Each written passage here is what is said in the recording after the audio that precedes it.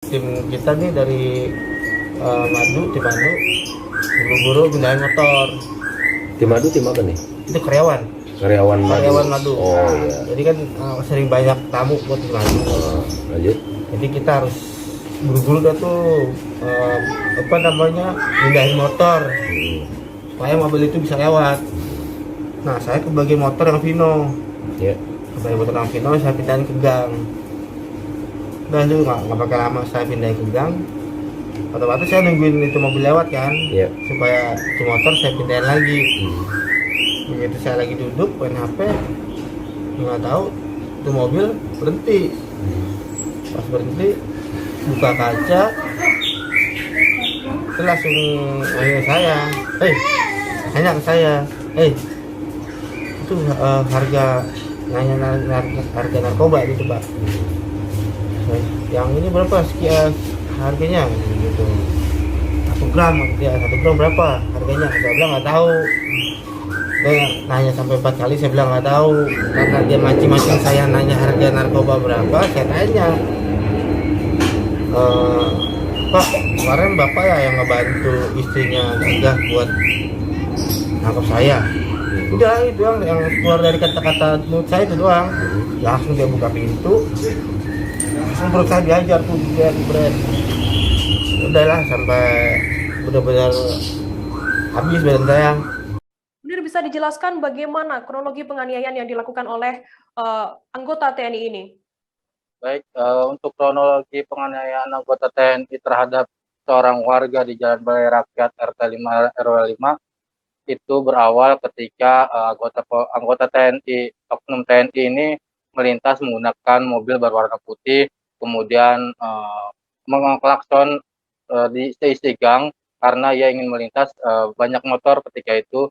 Akhirnya pihak warga atau korban ini memindahkan salah satu motor jenis Yamaha Vino. Usai memindahkan motor jenis Yamaha Vino, si korban ini duduk di atas sepeda motor. Kemudian si pelaku ini membuka kaca spion dan menanyakan kepada korban mengenai harga dari narkoba jenis sabu per gramnya berapa. Kemudian ketika dijawab oleh si korban tidak tahu berapa harganya, si korban ini menanyakan apakah oknum TNI ini yang melaporkan juga pada saat itu si korban ini sempat ditangkap sama Polsek Kramat Jati. Namun sebelum dijawab, pihak atau oknum TNI ini langsung turun dari mobil dan melakukan penganiayaan karena si korban merasa oknum TNI inilah yang sudah menjadi atau melaporkan dia ke aparat kepolisian Polsek Kramat Jati melalui seseorang yang bernama Ibu Gaga.